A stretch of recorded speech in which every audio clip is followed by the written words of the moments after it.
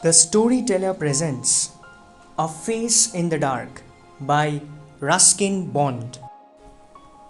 Ruskin Bond, born 19th May 1934, is an Indian author of British descent. He lives with his family in Lanter in Missouri. The Indian Council for Child Education has recognized his role in the growth of children's literature in India. He got the Sahitya Academy Award in 1992 for Our Trees Still Grow in Dehra for his published work in English. He was awarded the Padma Shri in 1999 and Padma Bhushan in 2014. A Face in the Dark by Ruskin Bond.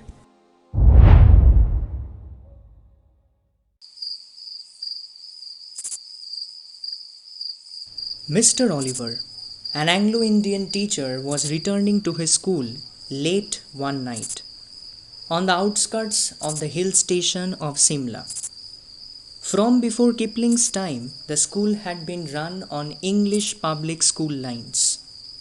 And the boys, most of them from wealthy Indian families, wore blazers, caps and ties.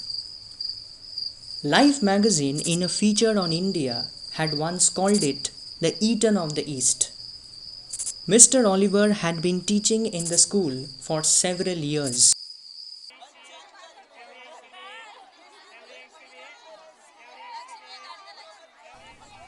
The Simla Bazaar, with its cinemas and restaurants, was about 3 miles from the school, and Mr. Oliver, a bachelor, usually strolled into the town in the evening, returning after dark, when he would take a short cut through the pine forest.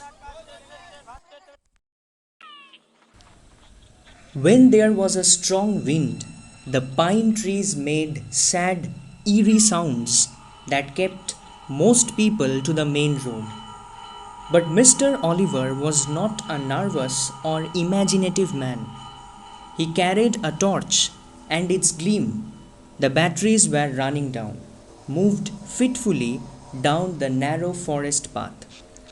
When its flickering light fell on the figure of a boy who was sitting alone on a rock, Mr. Oliver stopped. Boys were not supposed to be out after dark. "What are you doing out here, boy?" asked Mr. Oliver sharply, moving closer so that he could recognize the miscreant. But even as he approached the boy, Mr. Oliver sensed that something was wrong. The boy appeared to be crying. His head hung down, he held his face in his hands, and his body shook convulsively. It was a strange, soundless weeping, and Mr. Oliver felt distinctly uneasy. "Well, what's the matter?" he asked, his anger giving way to concern. "What are you crying for?" The boy would not answer or look up. His body continued to be wrecked with silent sobbing. "Come on, boy, you shouldn't be out here at this hour. Tell me the trouble. Look up." The boy looked up. He took his hands from his face and looked up at his teacher.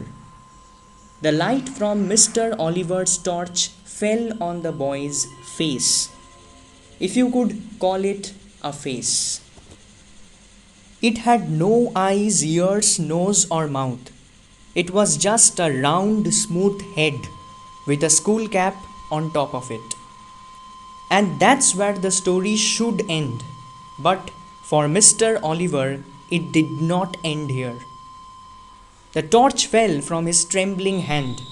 He turned and scrambled down the path, running blindly through the trees and calling for help.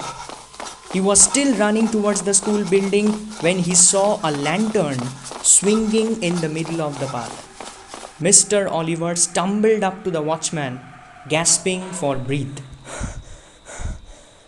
"What is it, Sahib?" asked the watchman. "Has there been an accident? Why are you running?" I, I, I saw something horrible.